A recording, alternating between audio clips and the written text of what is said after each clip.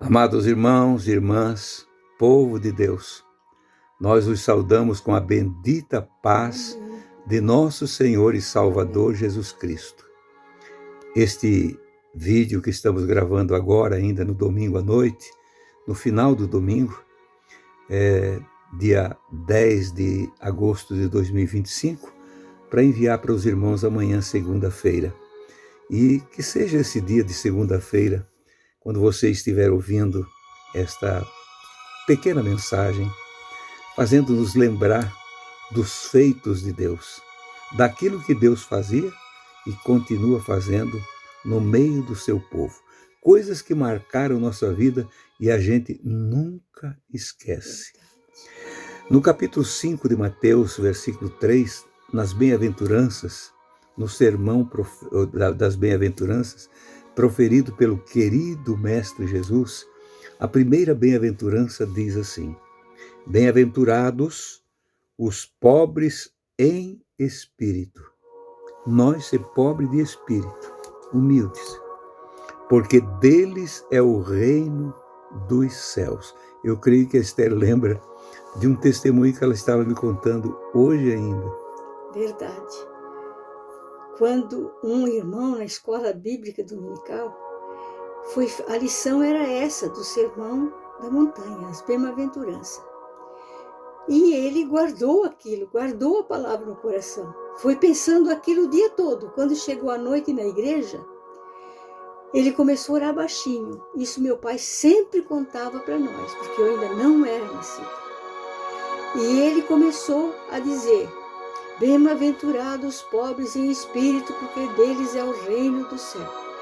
E ele continuou, mas foi alteando a voz, sem ele perceber, ele foi alteando a voz, daqui a pouquinho ele gritava: bem-aventurado os pobres em espíritos, porque deles é o reino dos céus. E foi falando mais alto, daqui a pouquinho o Senhor batizou ele com o glorioso Espírito Santo.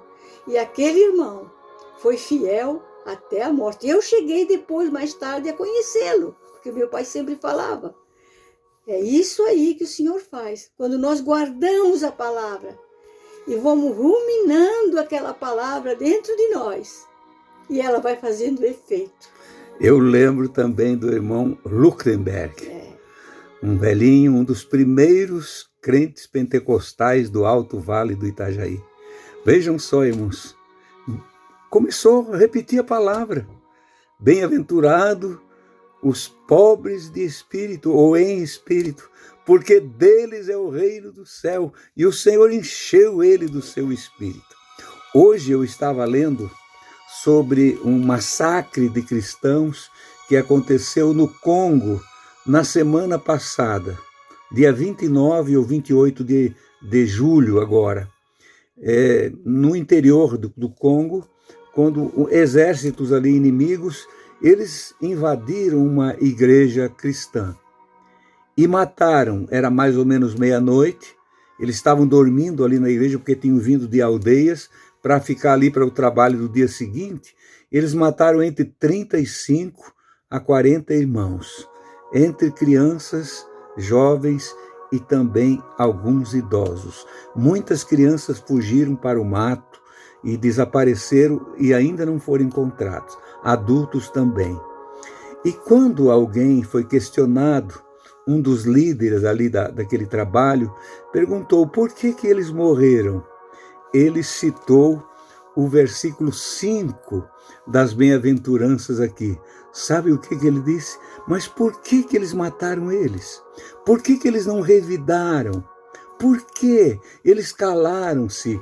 Ele citou o versículo 5 do capítulo 5 do Evangelho de Mateus.